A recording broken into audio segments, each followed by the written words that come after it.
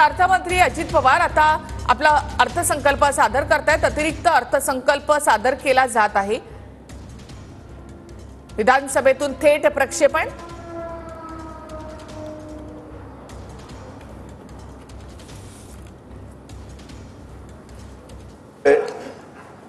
मी अर्थसंकल्प तर सादर करणारच आहे, परंतु सन्माननीय भास्कररावांनी एक मुद्दा इथं उपस्थित केला आहे। मी देखील कालपासून पेपरला किंवा टीव्हीला काही बघतो। अध्यक्ष महोदय, मधल्या काळामध्ये देखील अशाच पद्धतीनं निगेटिव्ह त्याच्यामध्ये फेक नरेटिव्ह असं निर्माण करण्याचा प्रयत्न करण्यात आला। मी पण आज राज्याचा 10व्यांदा अर्थसंकल्प सादर करत आहे।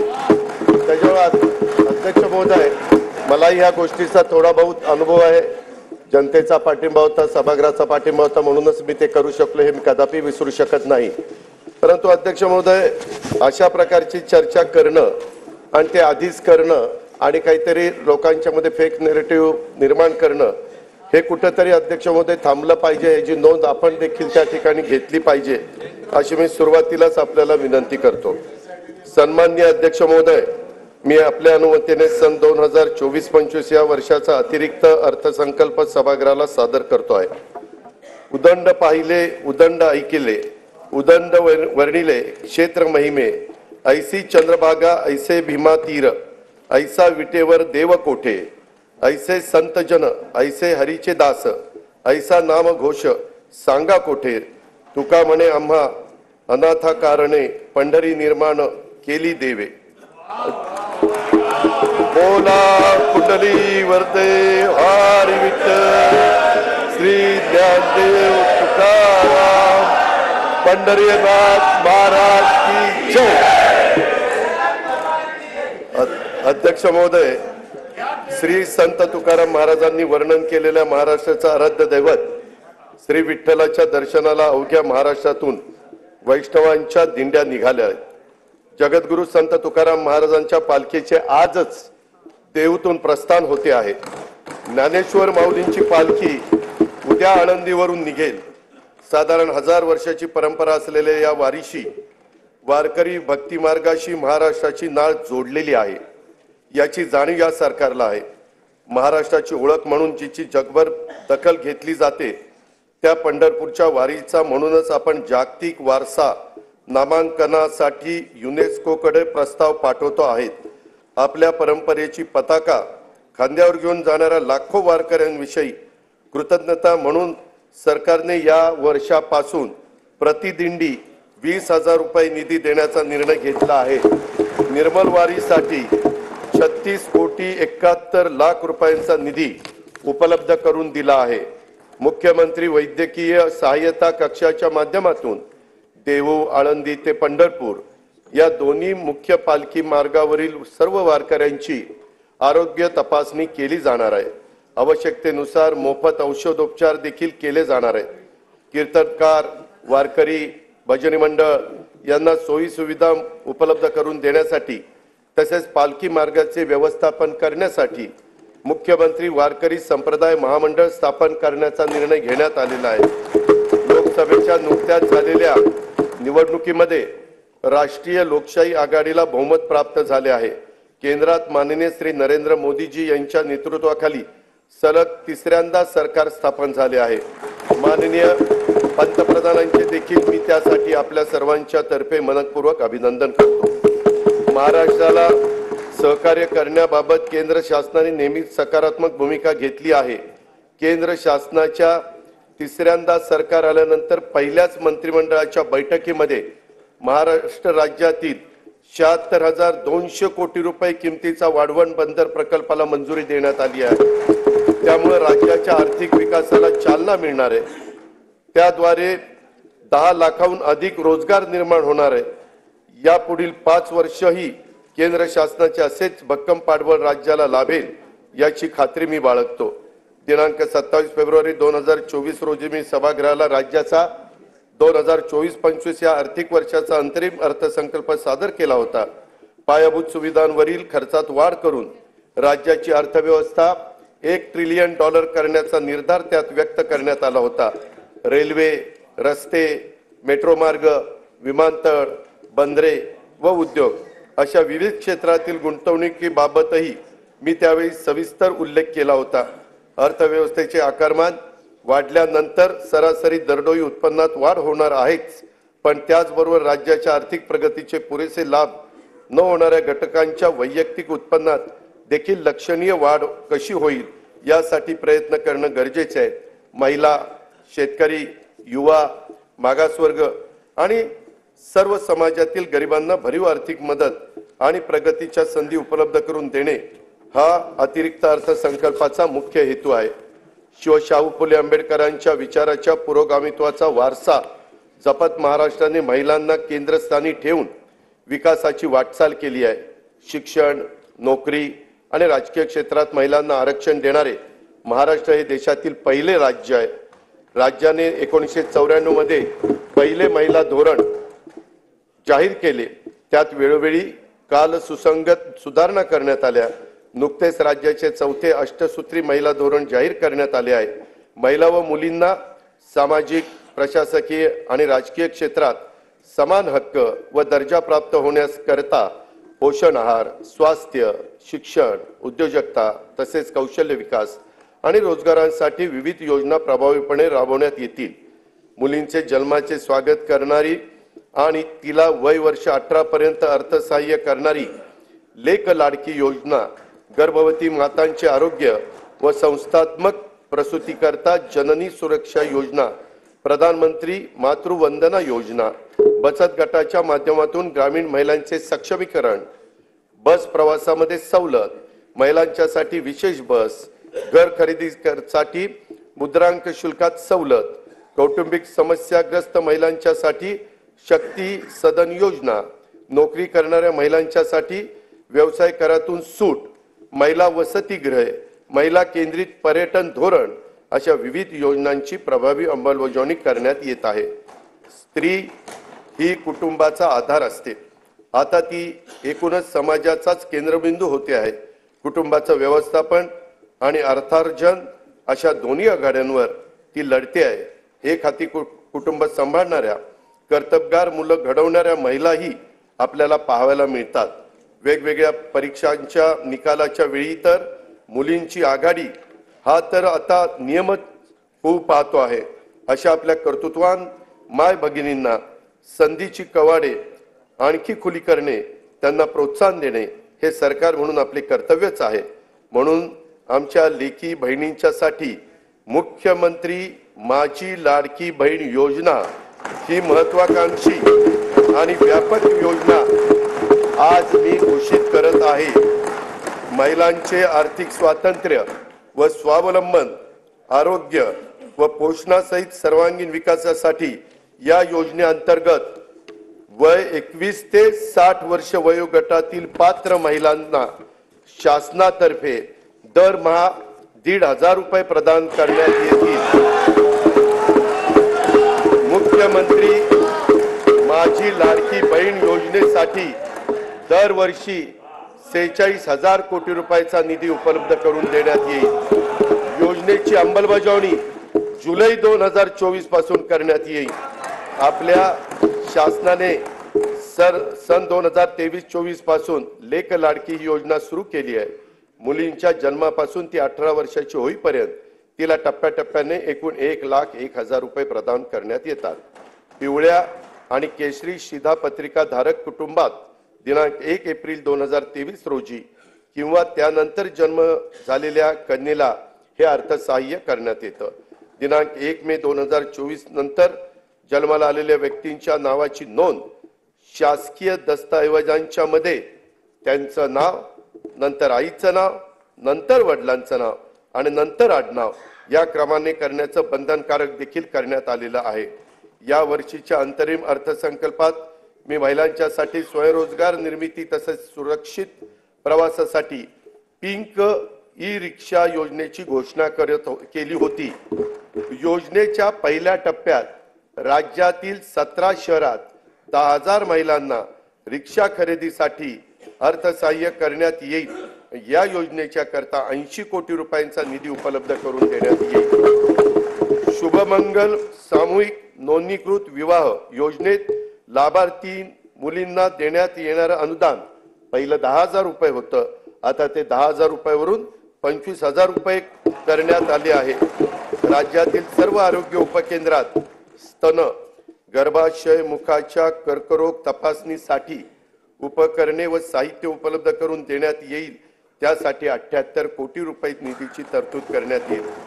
रुग्णांची विशेषतः आमच्या गरोदर माता व बालकांची आरोग्य संस्थेत मोफत ने-आण करण्यासाठी 3,324 रुग्णवाहिका कार्यरत आहेत. त्यातील जुन्या रुग्णवाहिकांच्या जागी नव्या रुग्णवाहिका उपलब्ध करून देण्यात येतील. महिलांची पाण्यासाठी होणारी पायपीट थांबवण्यासाठी हर घर नल हर घर जल संकल्पनेअंतर्गत जल जीवन मिशन कार्यक्रमातून ग्रामीण भागातून 1,25,66,986 घरांना न जोडणी देण्यात आली आहे. राहिलेल्या 21,04,932 घरांसाठीचे काम प्रगतीपथावर आहे. स्वयंपाकांच्यासाठी वापरल्या जाणाऱ्या इंधनाचा आणि महिलांच्या आरोग्याचा फार जवळचा संबंध असतो. महिलांच्या आरोग्याच्या नेहमीच तक्रारी कमी करायच्या असतील तर त्यांना स्वच्छ इंधन पुरवणं ही आपली जबाबदारी आहे. LPG गॅसचा वापर त्या दृष्टीने सर्वात सुरक्षित असल्याने या इंधनाचा वापर वाढवला पाहिजे. गॅस सिलेंडर प्रत्येक घराला परवडेल यासाठी प्रत्येक पात्र कुटुंबाला वर्षाला 3 गॅस सिलेंडर मोफत देणारी मुख्यमंत्री अन्नपूर्णा योजना मी आज जाहीर करत आहे. ही योजना पर्यावरण संरक्षणाला सहाय्यभूत ठरेल आणि 52,16,412 लाभार्थी कुटुंबांना या योजनेचा लाभ देण्यात येईल. अंगणवाडी सेविका, मदतनीस व मिनी अंगणवाडी सेविका यांना सध्या सेवानिवृत्ती, मृत्यू, राजीनामा इत्यादी प्रकरणी 1 लाख रुपयापर्यंतचा लाभ देण्यात येत आहे. महाराष्ट्र राज्य ग्रामीण जीवनोन्नती अभियानाअंतर्गत 6,48,000 महिला बचत गट कार्यरत असून ही संख्या 7 लाख करण्यात येणार आहे. बचत गटाच्या फिरच्या निधीच्या रकमेत 15,000 30,000 रुपये वाढ करण्यात आली आहे. उल्वे, नवी मुंबई येथे युनिटी मॉल बांधण्यात येत असून त्यातून महिला बचत गट व कारागिरांना उत्पादनाच्या प्रदर्शन व विक्रीसाठी हक्काचे व्यासपीठ उपलब्ध होईल. महिला बचत गटांनी उत्पादित केलेल्या वस्तूंना सध्या उमेद मार्ट आणि ई-कॉमर्स ऑनलाईन प्लॅटफॉर्म तसेच प्रदर्शनाच्या माध्यमातून बाजारपेठ उपलब्ध करून दिली जाते. याद्वारे आतापर्यंत 15 लाख महिला ह्या लखपती दीदी होण्याचा मान मिळाला असून या वर्षात 25 लाख महिलांना लखपती करण्याचं उद्दिष्ट शासनाने ठरवलेलं आहे. महिला लघु उद्योजकांसाठी या आर्थिक वर्षापासून पुण्यश्लोक अहिल्यादेवी होळकर महिला स्टार्टअप योजना सुरू करण्यात येणार आहे. स्टार्टअपच्या अनुषंगाने अखिल भारतीय स्तरावरील महासंमेलन राज्यात आयोजित करण्यात येईल. पर्यटन क्षेत्रातील महिला लघु उद्योजकांनी 15 लाख रुपयापर्यंत घेतलेल्या कर्जावरील व्याजाचा परतावा शासनाकडून करण्यासाठी आई योजना सुरू करण्यात आली आहे. त्यातून 10,000 रोजगार निर्माण होणार आहे. महिला व बालकांविरुद्धच्या अत्याचाराचे खटले देखील चालवण्यासाठी 100 विशेष जलदगती न्यायालयांना आवश्यक तो निधी राज्य शासन उपलब्ध करून देत आहे. राज्यामधील व्यावसायिक शिक्षणामध्ये मुलींचं प्रमाण वाढवण्यास शासन कटिबद्ध आहे. अभियांत्रिकी, वास्तुशास्त्र, औषध निर्माणशास्त्र, वैद्यकीय तसेच कृषी विषयक सर्व व्यावसायिक पदविका अभ्यासक्रमासाठी प्रवेशित 8 लाख रुपयापर्यंतच्या वार्षिक कौटुंबिक उत्पन्न असणाऱ्या इतर मागासवर्ग तसेच आर्थिक दृष्ट्या दुर्बल घटकातील मुलींना शिक्षण शुल्क व परीक्षा शुल्कामध्ये 100% प्रतिपूर्ती करण्यात येईल. अध्यक्ष महोदय, या निर्णयाचा लाभ सुमारे 2,05,000 मुलींना होणार आहे. शैक्षणिक वर्ष 2024-25 पासून ही योजना सुरू करण्यात येणार असून सुमारे 2,000 कोटी रुपयांचा भार दरवर्षी राज्य सरकार याकरता उचलणार आहे. स्वावलंबी शेतकरी संपन्न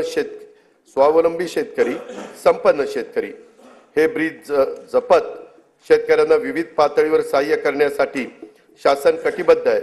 बी बियाणासाठी थेट अनुदान, सिंचन सुविधा, आधुनिक तंत्रज्ञानाचा वापर, शेतीपूरक उद्योगांना प्रोत्साहन, शेतमालाचे मूल्यवर्धन, शेतमाल साठवणूक, बाजारपेठेची उपलब्धता इत्यादींबाबत विविध योजना राबवण्यात येत आहे.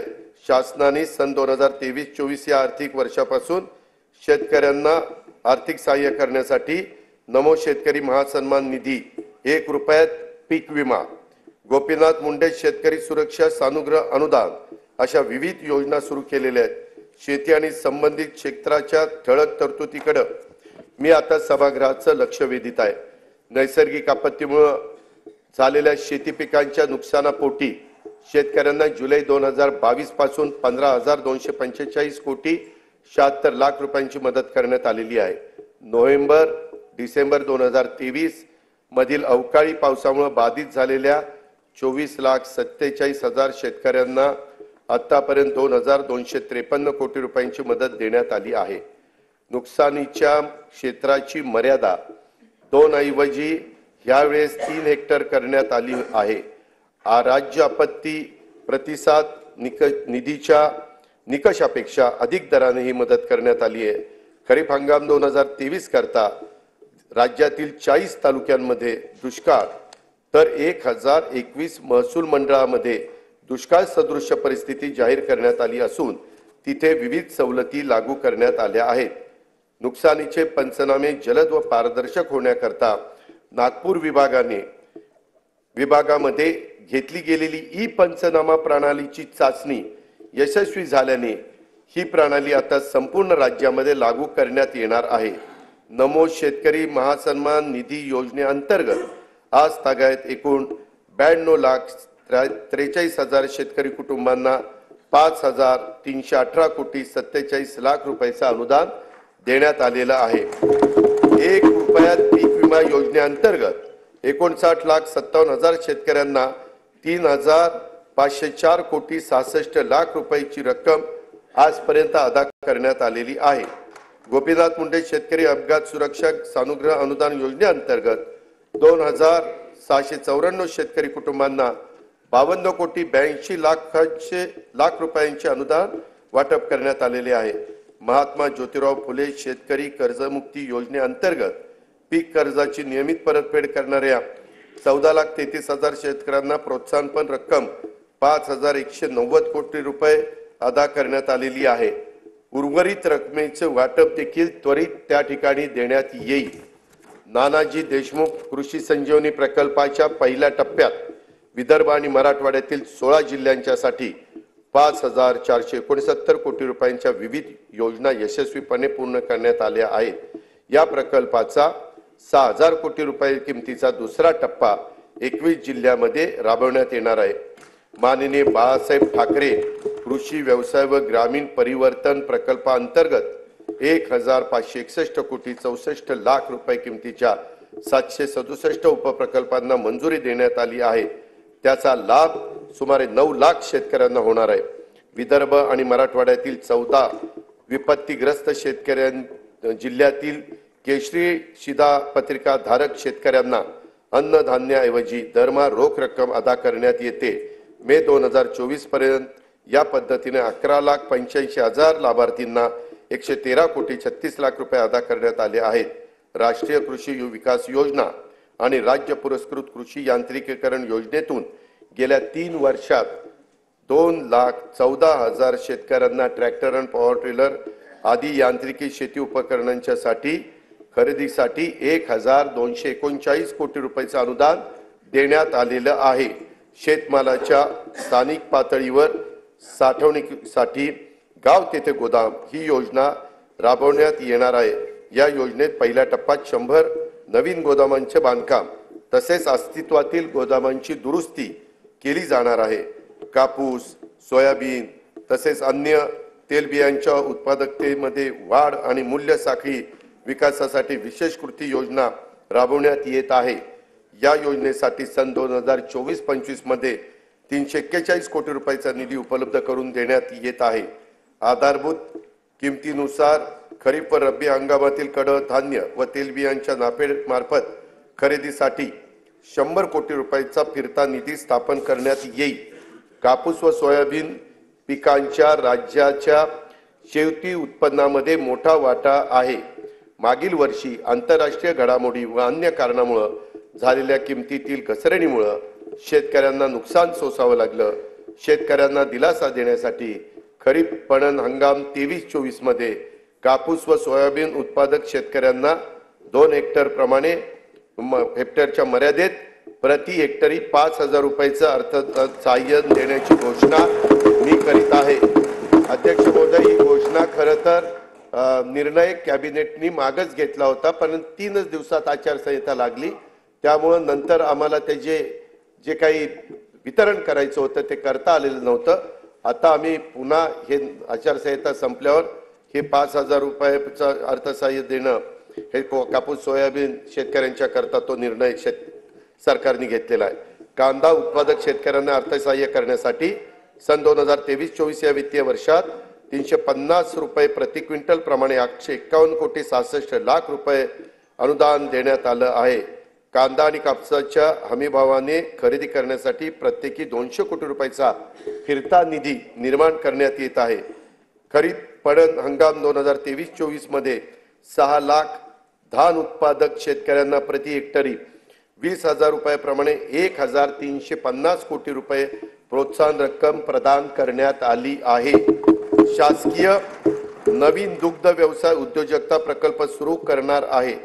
पशुसंवर्धन, दुग्ध व्यवसाय, पशुचारा आणि पशुखाद्य उत्पादन या क्षेत्रात नव उद्योजक निर्माण करणे, रोजगार आणि स्वयंरोजगाराच्या माध्यमातून शेतकऱ्यांच्या मध्ये आर्थिक उन्नती साधणे, पशूंची उत्पादकता वाढवणे हा या प्रकल्पाचा उद्देश आहे. नोंदणीकृत 2,93,000 गायींचे दूध उत्पादकांना प्रति लिटर 5 रुपये प्रमाणे 223,83,00,000 रुपये अनुदान वितरित करण्यात आले आहे. राहिलेले अनुदान देखील त्वरित वितरित करण्यात येईल. तसेच गायीचे दूध उत्पादक शेतकऱ्यांना आधार देण्यासाठी 1 जुलैपासून प्रति लिटर 5 रुपयाप्रमाणे अनुदान देण्याची योजना 1 जुलै 2024 पासून पुढे चालू ठेवण्यात येईल असेही मी जाहीर करत आहे. शेळी मेंढी पालन व्यवसायातील संख्यात्मक व गुणात्मक वाढीसाठी पुण्यश्लोक अहिल्यादेवी होळकर महाराष्ट्र मेंढी व शेळी विकास महामंडळाच्या भाग भांडवलात लक्षणीय वाढ करण्यात आली आहे. शेळी मेंढी पालन आणि कुक्कुटपालनाला प्रोत्साहन देण्यासाठी 2 नवीन प्रकल्प राबवण्यात येत आहे. राज्याचा मत्स्य उत्पादनात गेल्या 2 वर्षात मोठ्या प्रमाणामध्ये वाढ झाली आहे. मत्स्य बाजार स्थापना तसेच मासळी विक्री सुविधांच्यासाठी आवश्यक निधी उपलब्ध करून देण्यात येणार आहे. अटल बांबू समृद्धी योजनेतून 10,000 हेक्टर खासगी क्षेत्रावर बांबूंची लागवड करण्यात येणार आहे. त्यासाठी शेतकऱ्यांना बांबू रोपे तसेच इतर आवश्यक बाबींकरता प्रति रोपासाठी 175 रुपयाचं अनुदान देण्यात येणार आहे. राज्यातील पडीक जमिनीवर मोठ्या प्रमाणावर बांबूची लागवड करण्यात येणार आहे. नंदुरबार जिल्ह्यातील 1,20,000 रुपये क्षेत्रावर बांबूची लागवड करून या योजनेची सुरुवात करण्यात येणार आहे. वन्य प्राण्यांच्या हल्ल्यात जीवितहानी झाल्यास त्यावयाच्या नुकसान भरपाईच्या रकमेत 20 लाख रुपयावरून 25 लाख रुपये आणि त्यात कायमचं अपंगत्व आल्यास 5 लाख रुपयावरून 7.5 लाख रुपये, गंभीर जखमी झाल्यास 1.25 लाख रुपयावरून 5 लाख रुपये, किरकोळ जखमी झाल्यास 20,000 रुपयावरून 50,000 रुपये अशा प्रकारची वाढ करण्यात आली आहे. शेती पिकाच्या नुकसान भरपाई करता देय रकमेत कमाल मर्यादेत पहिली 25,000 रुपये होती, ती आता आम्ही 50,000 रुपये वाढ करतोय. पशुधन हानीच्या नुकसान भरपाईतही भरीव अशा प्रकारची वाढ करीत आहोत. विविध कारणांमुळे अपूर्ण राहिलेले सिंचन प्रकल्प पूर्ण करण्यासाठी गेल्या 2 वर्षापासून विशेष मोहीम राबवण्यात येत आहे. आतापर्यंत 108 प्रकल्पांना सुप्रमा देण्यात आलेली आहे. जयंत पाटील साहेब, 108 प्रकल्पांना. आपल्या वेळेस काय पुढे जायचंच नाही. ते येत्या 2 वर्षात 61 प्रकल्प पूर्ण होणे अपेक्षित आहे। या प्रकल्पातून सुमारे 3,65,000 हेक्टर सिंचन क्षमता निर्माण होणार आहे। राज्यातील कार्यान्वित प्रकल्पाच्या अपेक्षित आणि प्रत्यक्ष सिंचन क्षमतेतील तफावत दूर करण्यासाठी महाराष्ट्र सिंचन सुधारणा कार्यक्रम हाती घेण्यात येत आहे। या कार्यक्रमातून 155 प्रकल्पांच्या कालवे वितरण प्रणालीची सुधारणा करण्यात येणार आहे। येत्या 3 वर्षात त्यामुळे सुमारे 4,28,000 हेक्टर वाढीव क्षेत्राला प्रत्यक्ष सिंचनाचा लाभ होणार आहे। अध्यक्ष महोदय, विविध अपूर्ण सिंचन प्रकल्प पूर्ण करणे तसंच प्रकल्पाच्या वितरण प्रणालीतील सुधारणांच्यासाठी नाबार्डकडनं 15,000 कोटी रुपयाचं दीर्घ मुदतीचं अर्थसहाय्य मंजूर झालेलं आहे। ते आपण केव्हाही उचलू शकतो आणि हे प्रकल्प मार्गी लावू शकतो। उपसा सिंचन योजनांना वापरल्या जाणाऱ्या विजेचा खर्च कमी करणं तसंच शाश्वत वीज पुरवठ्यासाठी म्हैसाळ जिल्हा सांगली तसेच येथे पथदर्शी सौर ऊर्जा प्रकल्प राबवण्यात येणार आहे। या प्रकल्पाची अंदाजित किंमत 1,594 कोटी रुपये असून त्याचा लाभ सांगली आणि सोलापूर जिल्ह्यातील सुमारे 75,000 शेतकरी कुटुंबांना होणार आहे। स्वच्छ व हरित ऊर्जेचे ध्येय साध्य करण्यासाठी सर्व शासकीय उपसा जलसिंचन योजना सौर ऊर्जीकरण करण्यात येणार आहे। त्यामध्ये जनाई, शिरसाई, पुरंदर या उपसा सिंचन योजनांचाही समावेश आहे। या योजनांच्यासाठी 4,200 कोटी रुपयाचा खर्च अपेक्षित आहे। विदर्भातील नागपूर, वर्धा, अमरावती, यवतमाळ, अकोला, बुलढाणा या जिल्ह्यातील 3,71,277 हेक्टर क्षेत्रात सिंचनाचा लाभ देण्यासाठी वैनगंगा नळगंगा नदी जोड प्रकल्पाद्वारे गोसीखुर्द प्रकल्पातून 62.57 टीएमसी पाणी वळवण्याचे नियोजन आहे। कोल्हापूर आणि सांगली जिल्ह्यातील पुरामुळे होणारी जीवित व वित्त हानी टाळावी आणि अतिरिक्त पाणी दुष्काळग्रस्त भागात वळवता यावे यासाठी जागतिक बँकेच्या सहाय्याने 3,200 कोटी रुपये किमतीचा महाराष्ट्राचा प्रतिसादक्षम विकास कार्यक्रम राबवण्यात येणार आहे।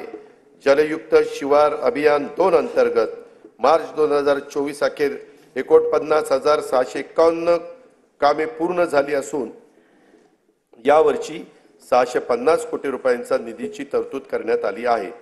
गाळ मुक्त धरण, गाळ युक्त शिवार योजनेअंतर्गत राज्यातील एकूण 338 जलाशयातून गाळ काढण्याचं काम सुरू आहे। लोकसहभागाच्या आतापर्यंत 83,39,818 घनमीटर गाळ काढण्यात आला आहे।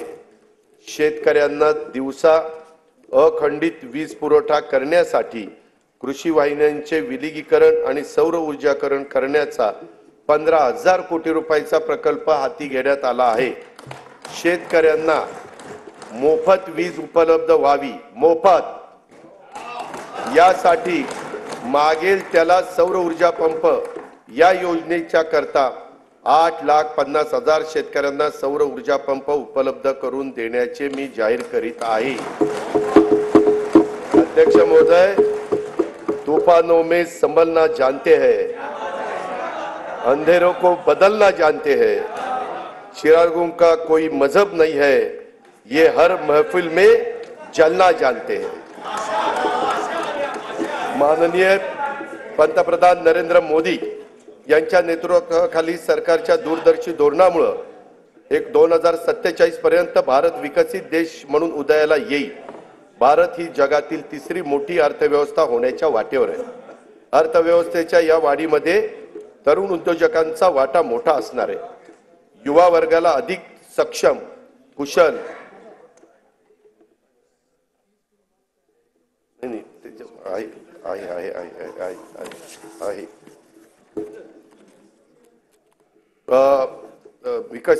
भारत ही जगातील 3री मोठी अर्थव्यवस्था होण्याच्या वाटेवर आहे। अर्थव्यवस्थेच्या या वाढीमध्ये तरुण उद्योजकांना वाटा मोठा असणार आहे। युवा वर्गाला अधिक सक्षम व कुशल आणि तंत्रस्नेही करण्यासाठी कौशल्य उद्योजकता विकासाच्या तसेच आर्थिक पाठबळ देण्याबाबत योजना सुरू आहेत। त्या अधिक परिणामकारक राबवण्याचा तसेच नवीन योजना सुरू करण्याचा शासनाचा मानस आहे। मी आता युवा वर्गासाठीच्या योजनांच्याकडे सभागृहाचं लक्ष वेधतो। राज्यातील विविध शैक्षणिक संस्थांच्या मधून दरवर्षी 11 लाख विद्यार्थी पदविका, पदवी, पदव्युत्तर परीक्षा उत्तीर्ण होतात. प्रमाणपत्र व अल्प मुदतीत अभ्यासक्रम पूर्ण करणाऱ्या विद्यार्थ्यांची संख्या देखील मोठी असते. औद्योगिक आणि बिगर औद्योगिक आस्थापनांमध्ये प्रत्यक्ष कामाद्वारे प्रशिक्षण घेतल्यास गरजू युवकांना रोजगाराची संधी तसेच उद्योगांना प्रशिक्षित मनुष्यबळ उपलब्ध व्हावे या उद्देशाने दरवर्षी 10 लाख तरुण तरुणींना प्रत्यक्ष कामावरील प्रशिक्षण देण्यासाठी मुख्यमंत्री युवा कार्य प्रशिक्षण योजना मी जाहीर करीत आहे. या योजनेअंतर्गत शासनामार्फत प्रशिक्षणार्थी दरमहा 10,000 रुपये प्रमाणे विद्यावेतन देण्यात येईल. त्यासाठी दरवर्षी 10,000 कोटी रुपयाचा खर्च अपेक्षित आहे.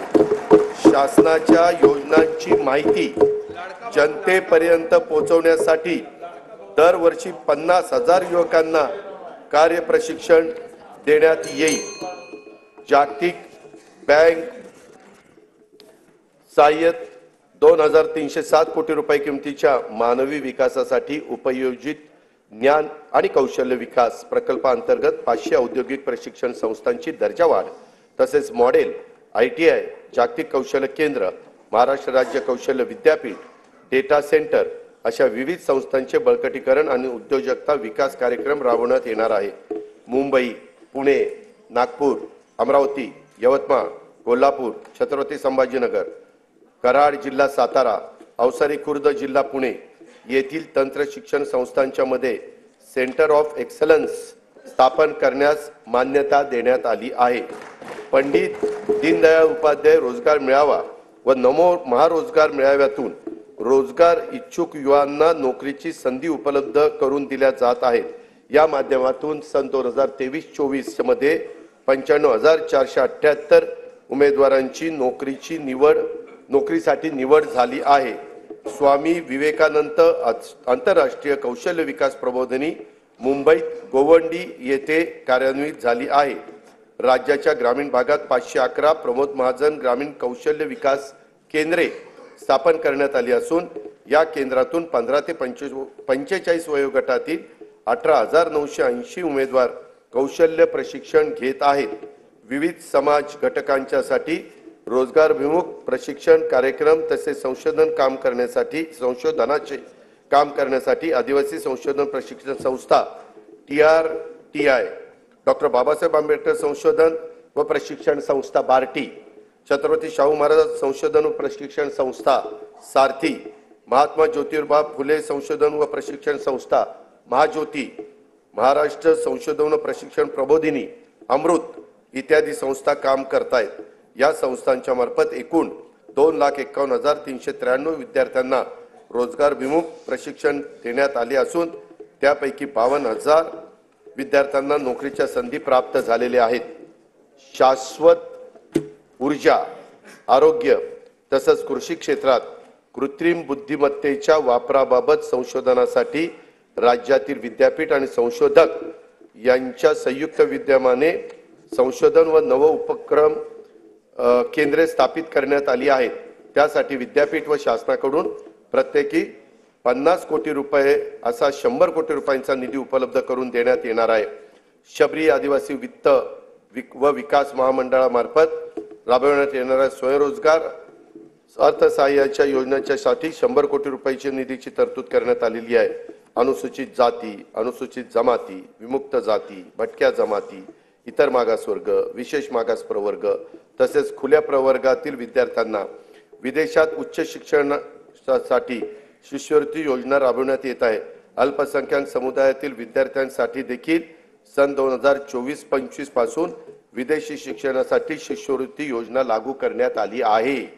वसतिगृहात प्रवेश न मिळालेल्या आर्थिक दृष्ट्या दुर्बल घटकातील विद्यार्थ्यांना शैक्षणिक वर्ष 23-24 पासून डॉक्टर पंजाबराव देशमुख वसतिगृह निर्वाह भत्ता योजनेअंतर्गत भरीव वाढ करून दरवर्षी 38 ते 60 हजार रुपयापर्यंत निवास भत्ता देण्यात येत आहे.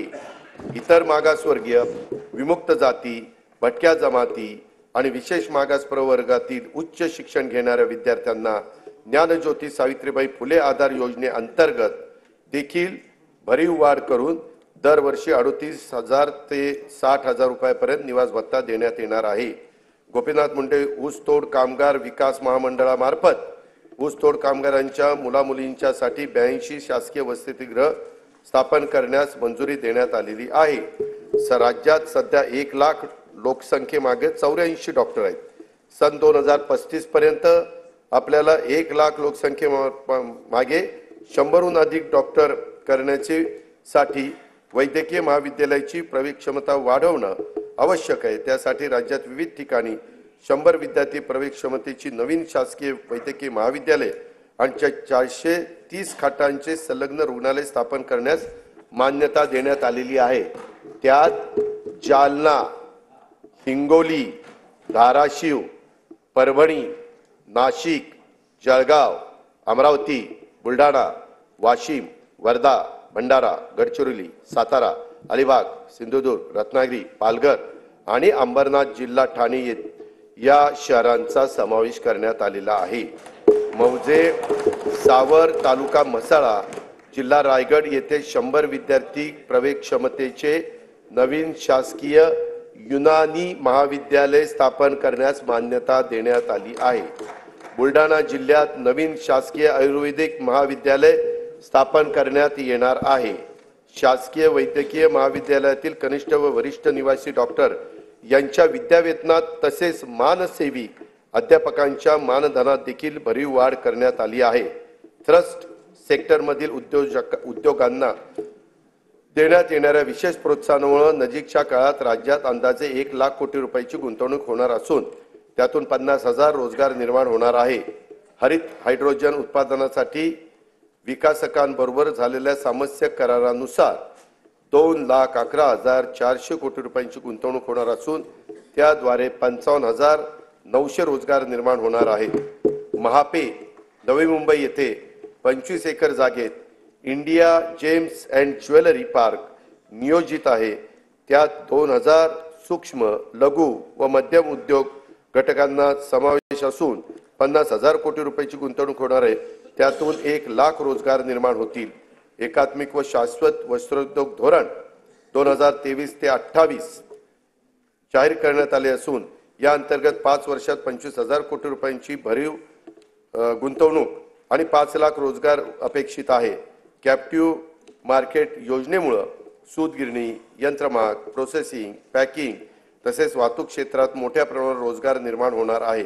खाजगी गुंतवणूक वाढवण्यासाठी लघु वस्त्रोद्योग संकुले तसेच टेक्निकल टेक्सटाईल पार्क उभारण्याचे शासनाने ठरवलेले आहे. सिंधुदुर्ग जिल्ह्यात आंतरराष्ट्रीय दर्जाचे स्कुबा डायव्हिंग केंद्र सुरू करण्यात येणार असून बुडीत जहाजावरील प्रवाळाचे दर्शन हे त्यांचे विशेष आकर्षण असेल. या प्रकल्पासाठी 20 कोटी रुपये खर्च अपेक्षित आहे. त्यातून 800 ते 1000 स्थानिकांना रोजगार उपलब्ध होईल. अध्यक्ष महोदय, हयात लेके चलो, कायनात लेके चलो, चलो तो सारे जमाने को साथ लेकर चलो. दारिद्र्य निर्मूलन आणि जनतेचे राहणीमान उंचावण्यासाठी शासन अरे कधीतरी समाधान माना. आहे पुढं आहे. जनतेचे राहणीमान उंचावण्यासाठी शासन कटिबद्ध असून विविध योजनांच्या माध्यमातून अविरतपणे सामाजिक विकासाचे प्रयत्न सुरू आहेत.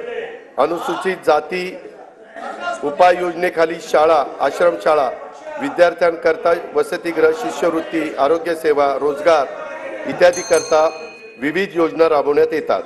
आदिवासी विकास उपाय योजनेअंतर्गत बालकांच्या पोषणामध्ये वाढ करण्यासाठी भारतरत्न डॉक्टर APJ अब्दुल कलाम अमृत आहार योजना, शासकीय आश्रमशाळांमध्ये विज्ञान केंद्राची उभारणी करण्यासाठी नमो आदिवासी स्मार्ट शाळा अभियान, वसतिगृहात प्रवेश न मिळालेल्या विद्यार्थ्यांना उच्च शिक्षणासाठी पंडित दीनदयाळ उपाध्याय स्वयं योजना, वस्त्यांना पायाभूत सुविधा उपलब्ध करून देण्यासाठी ठक्कर बाप्पा आदिवासी विकास योजना आदी योजनांच्या माध्यमातून पुरेसा निधी उपलब्ध करून देण्यात येत आहे.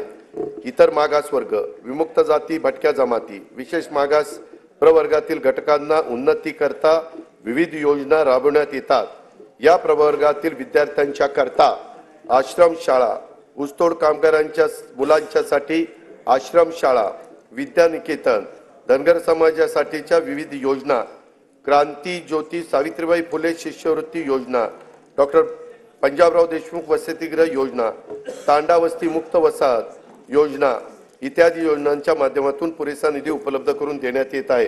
राज्यातील सर्व बौद्ध, जैन, शीख, पारसी, ख्रिश्चन व मुस्लिम या अल्पसंख्याक समुदायातील घटकांच्या विकासाकरता हे सरकार वचनबद्ध आहे। सामाजिक व आर्थिक दृष्ट्या दुर्बल घटकांच्यासाठी असलेल्या योजना परिणामकारक राबवणे, नवीन योजना, विशेष योजना आखणे आणि त्यासाठी पुरेसा आर्थिक तरतूद करणे, या धोरणातून सर्व स्वरूपातील सार्वत्रिक दारिद्र्य नाहीसे करणे हे शाश्वत विकास ध्येय साध्य करण्याचा आमचा निश्चय आहे। त्या दृष्टीने महत्त्वाच्या योजना मी सभागृहावर सादर करीत आहे। संजय गांधी निराधार योजना आणि श्रावणबाळ सेवा राज्य निवृत्ती योजनेतून आर्थिक दुर्बल घटकातील निराधार, विधवा आणि दिव्यांग वृद्ध नागरिकांना दरमहा अर्थसहाय्य देण्यात येते। या अर्थसहाय्यात 1000 रुपयावरून 1500 रुपये अशी वाढ करण्यात आली आहे। सन 2023-24 मध्ये 45,60,000 लाभार्थींना या योजनेतून 7,145 कोटी रुपयांचं वाटप देखील करण्यात आलं आहे। महिला आर्थिक विकास महामंडळ, महाराष्ट्र राज्य इतर मागासवर्ग वित्त विकास महामंडळ, वसंतराव नाईक विमुक्त जाती व भटक्या जमाती विकास महामंडळ, महात्मा फुले मागासवर्गीय विकास महामंडळ, साहित्यरत्न लोकशाहीर अण्णाभाऊ साठे विकास महामंडळ, संत रोहिदास चर्मोद्योग व चर्मकार विकास महामंडळ, शबरी आदिवासी वित्त विकास महामंडळ, महाराष्ट्र राज्य सरकारी आदिवासी विकास महामंडळ, पुण्यश्लोक अहिल्यादेवी महाराष्ट्र मेंढी व शेळी विकास महामंडळ, अण्णासाहेब पाटील आर्थिक विकास महामंडळ, शामराव पेजे आर्थिक विकास महामंडळ, संत शिरोमणी गोरोबा काका महाराष्ट्र माती कला मंडळ, महाराष्ट्र राज्य ऑटो रिक्षा व टॅक्सी चालक मालक कल्याणकारी महामंडळ, मौलाना आझाद अल्पसंख्याक आर्थिक विकास महामंडळ अशा विविध महामंडळाच्या माध्यमातून विविध समाज घटकांना उन्नतीकरता योजना राबवण्यात येत आहे। वसंतराव नाईक विमुक्त जाती व भटक्या जमाती विकास महामंडळाअंतर्गत राजे उमाजी नाईक आर्थिक विकास महामंडळ आणि पैलवान कैलासवासी मारुती चव्हाण वडार आर्थिक विकास महामंडळ नव्याने निर्माण करण्यात आलेले आहे। महाराष्ट्र राज्य इतर मागासवर्गीय वित्त विकास महामंडळाअंतर्गत संत काशीबा गुरव युवा आर्थिक विकास महामंडळ, जगज्योती महात्मा बसवेश्वर आर्थिक विकास महामंडळ, संत सेनाजी महाराज केश शिल्पी महामंडळ नव्याने निर्माण करण्यात आलेले आहे। पानपिंपरी आणि मुसळीचे उत्पादन करणाऱ्या बारीक समाजाच्या आर्थिक, सामाजिक आणि शैक्षणिक विकासासाठी संत श्री रूपलाल महाराज आर्थिक विकास महामंडळाची स्थापना करण्यात येणार आहे। नव्याने निर्माण करण्यात आलेल्या तसेच कार्यरत महामंडळाच्या निधीची पुरेशी तरतूद त्या ठिकाणी करण्यात येईल। 15 डिसेंबर 2022 पासून दिव्यांग कल्याण विभागाचे कामकाज सुरू झाले आहे। दिव्यांगांच्यासाठी शिक्षण, क्रीडा, कौशल्य विकास, प्रशिक्षण, रोजगार, उद्योग क्षेत्रातील विविध योजना राबवून त्यांना स्वावलंबी व सक्षम बनवण्याचे उद्दिष्ट आहे। दिव्यांग व्यक्तीचे स्वतःचे हक्काचे घर व्हावे यासाठी धर्मवीर आनंद दिघे घरकुल योजना राबवण्यात येणार असून पहिल्या टप्प्यात 34,400 घरकुलं बांधण्याचे प्रस्तावित आहे। दिव्यांग व्यक्तींना दैनंदिन वापरासाठी इलेक्ट्रिक वाहनांचे वाटप करण्यात येत आहे। राज्याने याच वर्षी तृतीयपंथीयांचं बाबतचं आपले धोरण जाहीर केलं आहे। शासन आणि सार्वजनिक प्राधिकरणाकडून होणाऱ्या भरती प्रक्रियेमध्ये तसेच सर्व शासकीय योजनांच्या मध्ये स्त्री पुरुषांबरोबरच तृतीयपंथी हा लिंग पर्याय उपलब्ध करून देण्यात आला आहे। त्यामुळे तृतीयपंथी समुदायाला राज्य शासनाच्या योजनांचा लाभ घेणे आता सुलभ होणार आहे। धनगर समाजाच्या शैक्षणिक व सामाजिक उपक्रमासाठी खारघर नवी मुंबई येथे 4000 चौरस मीटरचा भूखंड उपलब्ध करून देण्यात आलेला आहे। महाराष्ट्र घरेलू कामगार कल्याण महामंडळामार्फत नोंदणीकृत घरेलू कामगारांच्यासाठी विविध कल्याणकारी योजना राबवण्यात येत आहे। मौलाना आझाद अल्पसंख्याक आर्थिक विकास महामंडळ राबवण्यात येणाऱ्या योजनांच्या करता अधिक निधी उपलब्ध करून देण्यासाठी कर्जावरील शासन हमीची मर्यादा 30 कोटीवरून 500 कोटी रुपये करण्यात आली आहे.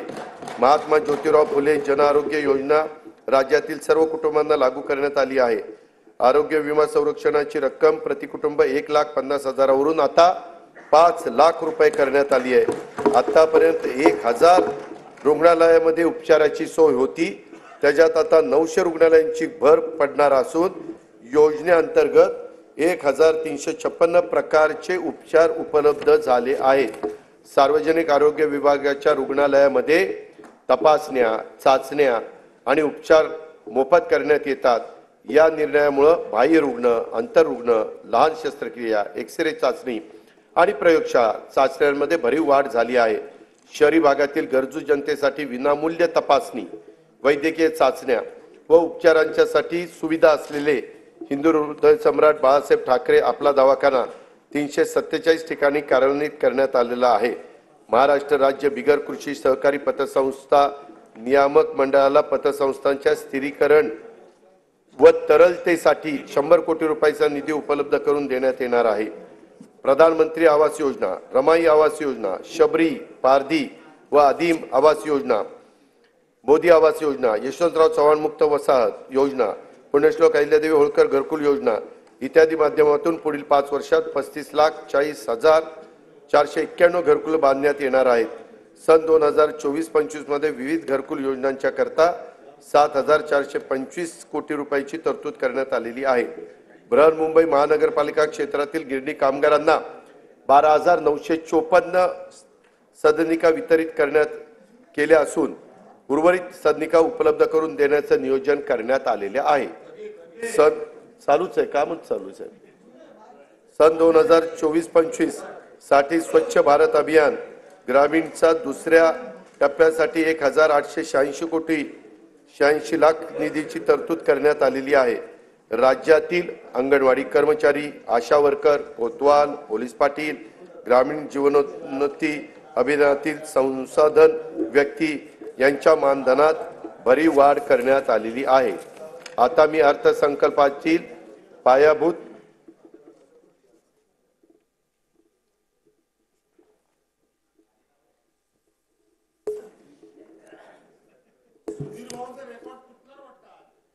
सध्या महाराष्ट्र राज्यात एकूण 47.41 लाख म्हणजे 47,41,000 शेतीपंप ग्राहक असून त्यांचा वीज वापर हा 39,247 दशलक्ष युनिट एवढा असून त्या वीज वापराची किंमत एकूण 33,046 कोटी इतकी आहे.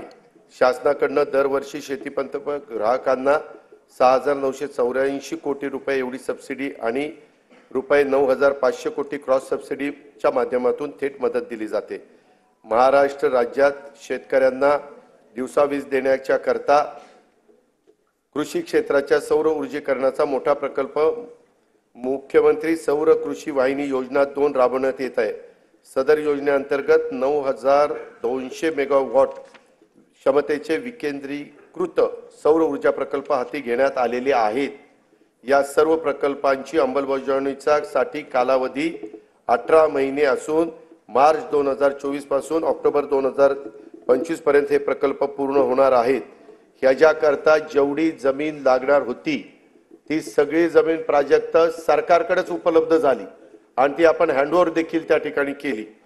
त्याच्यामध्ये राज्यातील 46,06,000 शेतीपंप धारक हे एवढे शेतकरी हे 7.5 हॉर्सपॉवर पर्यंत मोटार चालवतात, म्हणजे 1 हॉर्सपॉवर पासून 3, 5, 7.5 पर्यंत आणि त्याच्यावरचे पण काही 10, 15, 20 असे आहेतच.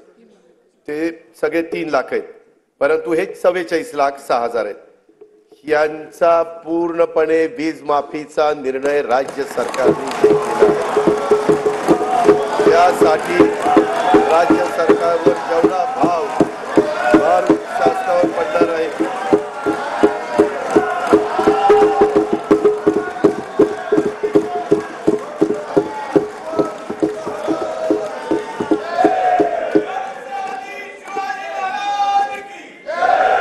आता मी अर्थसंकल्पातील पायाभूत सुविधा आणि अन्य महत्त्वाच्या सभागृहाचे लक्ष वेधतो. मुंबई, पुणे व नागपूर शहरांमध्ये एकूण 449 किलोमीटर लांबीच्या मेट्रो मार्गिका उभारण्याची मान्यता देण्यात आली असून 127 किलोमीटर लांबीच्या मार्गिका वाहतुकीसाठी खुल्या करण्यात आल्या आहेत. तसेच या आर्थिक वर्षात आणखी 37 किलोमीटर लांबीच्या मार्गिका वाहतुकीसाठी खुल्या करण्यात येणार आहे. शिवडी नावाशेवा प्रकल्पांतर्गत शिवडी वरळी जोड रस्त्यांचे 57% काम झाले असून डिसेंबर 2025 अखेर या प्रकल्पाचे काम पूर्ण करण्यात येणार आहे. बाळकुम येथे गायमुख या नियोजित ठाणे किनारी मार्गाची लांबी 13.45 किलोमीटर असून सुमारे 3,364 कोटी रुपये किमतीचे हे काम मे 2028 पर्यंत पूर्ण होणे अपेक्षित आहे. स्वराज्य रक्षक छत्रपती संभाजी महाराज मुंबई किनारी मार्गाचे बहुतांशी काम पूर्ण झाले असून दोन्ही मार्गिका अंशतः खुल्या करण्यात आल्या आहेत. प्रधानमंत्री ग्राम सडक योजनेच्या तिसऱ्या टप्प्यात सुमारे 6,500 किलोमीटर लांबीच्या रस्ते सुधारण्याचं उद्दिष्ट आहे. सद्यस्थितीत 2,303 किलोमीटर लांबीच्या रस्त्याचे काम पूर्ण झाले असून उर्वरित कामे प्रगतीपथावर आहेत. मुख्यमंत्री ग्राम सडक योजनेच्या तिसऱ्या टप्प्यात 23,000 किलोमीटर लांबीचे रस्त्यांची कामे आगामी 3 वर्षात पूर्ण करण्यात येणार आहेत. भगवान बिरसा मुंडा जोड रस्ते योजनेसाठी 1,400 कोटी रुपयाचा तरतूद करण्यात आलेली आहे. संत सेवालाल महाराज जोड रस्ता योजना तसेच यशवंतराव होळकर जोड रस्ते योजनेची अंमलबजावणी लवकरच सुरू करण्यात येत आहे. परिवहन सेवेमध्ये सुधारणा तसेच हवेतील प्रदूषण कमी करण्यासाठी 19 महानगरपालिकांमध्ये PME बस सेवा योजना राबवण्यात येणार आहे. इलेक्ट्रिक बसेस उपलब्ध करणे, बस आगारे आणि विद्युत पायाभूत सुविधा उभारणी आदी बाबींचा या योजनेमध्ये समावेश आहे. अग्निशमन सेवाचा विस्तार आणि आधुनिकीकरण करण्यासाठी 615 कोटी रुपयाची योजना राबवण्यात येणार आहे. ही योजना ड वर्ग महानगरपालिका, सर्व नगर परिषदा व नगरपंचायतीमध्ये राबवण्यात येईल. धर्मादाय आयुक्तांच्या अधिपत्याखाली कार्यालयाचा मुंबई, नंदुरबार, नांदेड, वर्धा, अमरावती, कोल्हापूर येथील इमारतींच्या बांधकामासाठी अस्तित्वातील इमारतींचे नूतनीकरण करण्यासाठी 125 कोटी रुपयाचा निधी उपलब्ध करून दिला जाणार आहे. माननीय बाळासाहेब ठाकरे स्मृती मातोश्री ग्रामपंचायत बांधणी योजनेअंतर्गत 2,567 ग्रामपंचायत कार्यालयाच्या बांधकामांना मान्यता देण्यात आली आहे. शिवकालीन 12 किल्ल्यांना जागतिक वारसा नामांकन प्राप्त व्हावे म्हणून युनेस्कोकडे प्रस्ताव पाठवण्यात आला आहे. कोकणातील कातळ शिल्पे, पंढरपूर वारी, दहीहंडी उत्सव आणि गणेशोत्सव याबाबतचे देखील प्रस्ताव पाठवण्यात येणार आहेत. शासनाकडून रायगड किल्ल्यावर शिवराज्याभिषेक सोहळा दरवर्षी साजरा करण्याचे ठरवले असून त्याचा आवश्यक तो निधी शासन उपलब्ध करून देणार आहे. वेंगुर्ला जिल्हा सिंधुदुर्ग येथे 66 कोटी रुपयाचे अंदाजित किमतीचा आंतरराष्ट्रीय दर्जाचा पाणबुडी प्रकल्प विकसित करण्यात येणार आहे. सातारा जिल्ह्यातील पश्चिम घाट परिसरातील पर्यटन स्थळाच्या विकासासाठी 381 कोटी 56 लाख रुपये किमतीचा एकात्मिक पर्यटन विकास आराखडा करण्यात आला आहे. या अंतर्गत श्री क्षेत्र महाबळेश्वर विकास, प्रतापगड किल्ला जतन व संवर्धन, सह्याद्री व्याघ्र पर्यटन आणि कोयना हेळवाक वनक्षेत्रा अंतर्गत जलपर्यटनाचा समावेश आहे. पावसाळ्यात कल्याण नगर मार्गावरील माळशेज घाटाला भेट देणाऱ्या पर्यटकांची संख्या मोठी आहे. या घाटात सर्व सोयीयुक्त अत्याधुनिक व्ह्यूइंग गॅलरी उभारण्यात येईल. नागपूर जिल्ह्यातील रामटेक हे प्रभू रामचंद्राच्या पदस्पर्शाने पावन झालेले तीर्थक्षेत्र रामटेक विकास आराखड्यासाठी पहिल्या टप्प्यात 150 कोटी रुपयाच्या कामांना मान्यता देण्यात आली असून ही कामे प्रगतीपथावर आहे. आता दुसऱ्या टप्प्यातील 211 कोटी रुपयाची कामे देखील हाती घेण्यात येणार आहेत. आध्यात्मिक गुरु तथा समाज सुधारक बाबा जुमदेवजी यांना पावड दौना तालुका मौदा जिल्हा नागपूर येथील स्मारकासाठी 77 कोटी रुपये रकमेचा विकास आराखडा तयार करण्यात येणार आहे. संत ज्ञानेश्वर महाराजांची अजरामर ज्ञानेश्वरीची जिथे रचना केली त्या नेवासा येथील मंदिर परिसराचा देखील विकास आराखडा तयार करण्यात येणार आहे. कोल्हापूर शहरातील राजाराम तलावाकाठी अत्याधुनिक आंतरराष्ट्रीय कन्व्हेन्शन सेंटर उभारण्यात येईल. त्याचा प्लॅन फार सुंदर केला आहे, तो तिथं आपण उभारणार आहोत. बीजे शासकीय वैद्यकीय महाविद्यालय पुणे येथे बहुउद्देशीय सभागृह उभारण्याकरता, तसेच किसान शिक्षण प्रसारक मंडळ बोरगाव काळे तालुका जिल्हा लातूर या शैक्षणिक संस्थेला सुवर्ण महोत्सवी निमित्त भौतिक व शैक्षणिक सुविधांच्यासाठी विकास करण्यासाठी आवश्यक निधी उपलब्ध करून देण्यात येईल.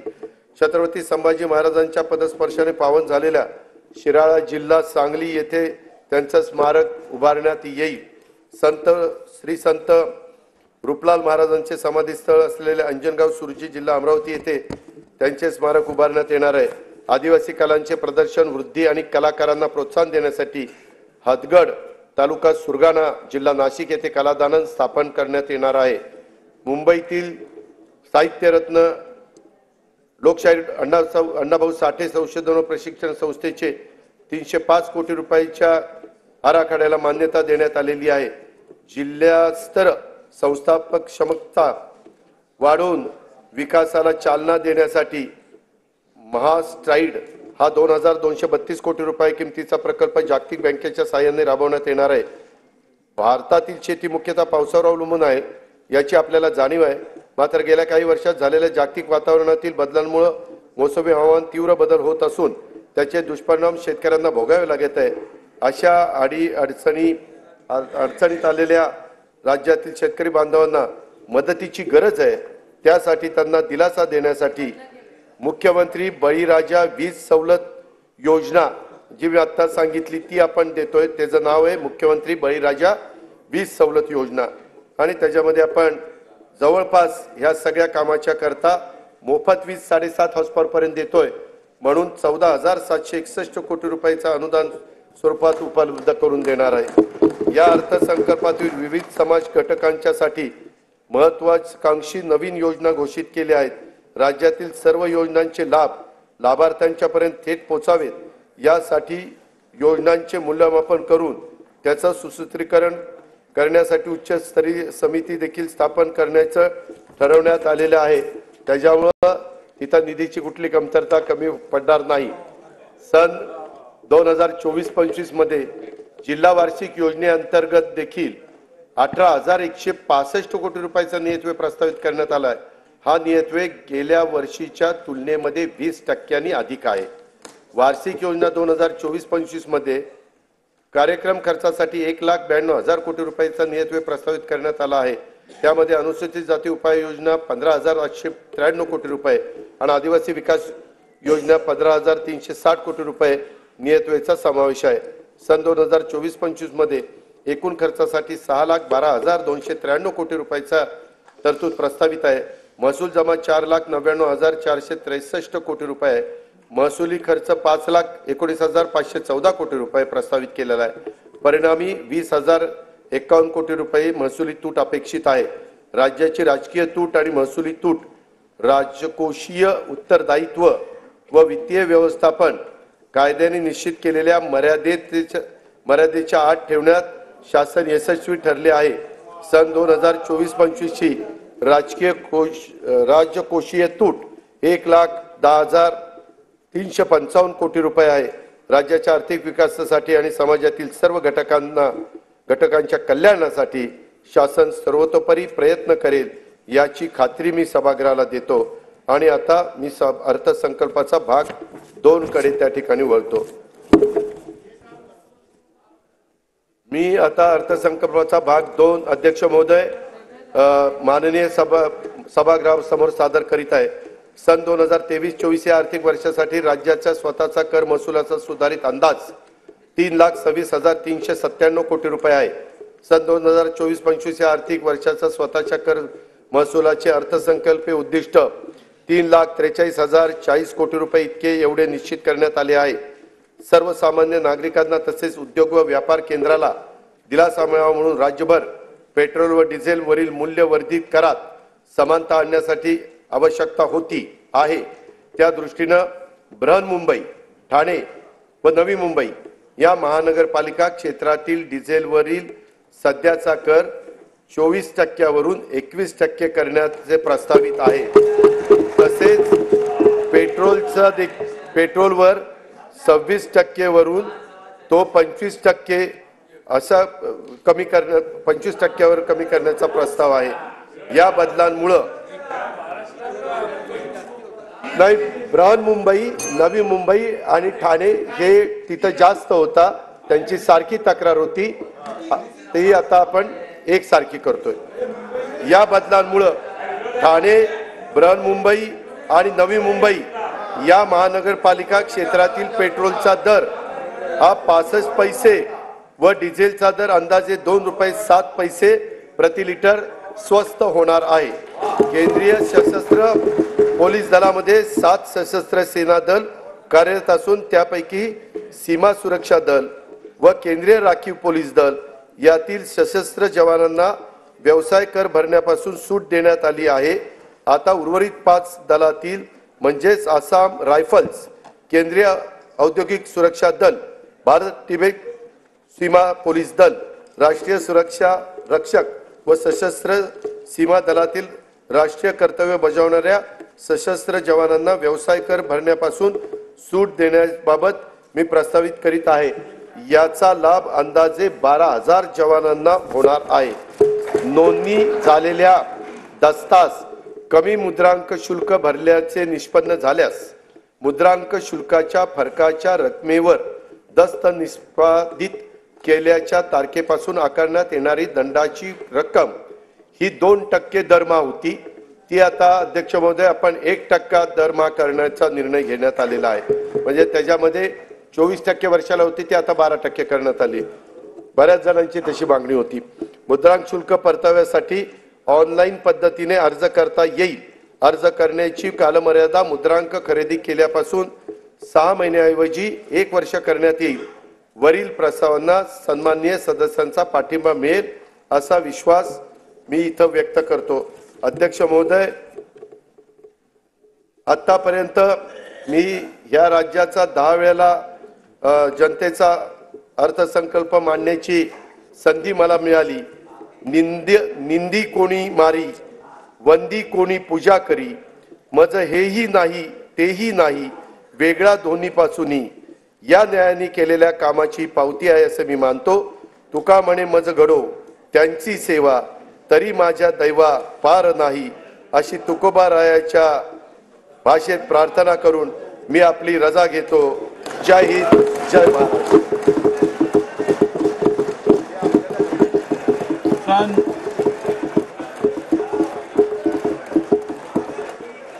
सन 2024-2025 चे अतिरिक्त अर्थसंकल्प सभागृहात सादर करण्यात आला।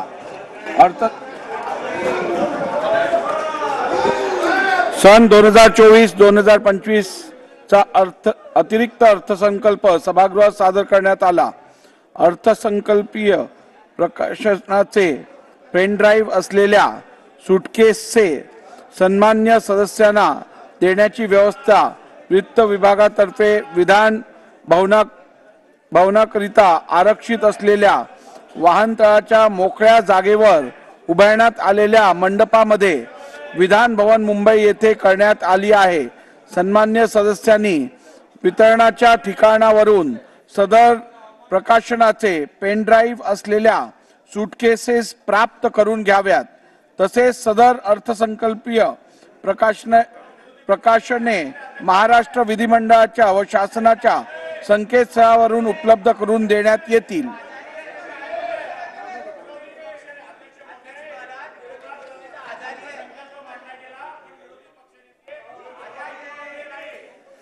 सभागृहाची बैठक आता स्थगित होत आहे। शनिवार दिनांक 29 जून 2024 रोजी सकाळी 11 वाजता सभागृहाची बैठक भरेल।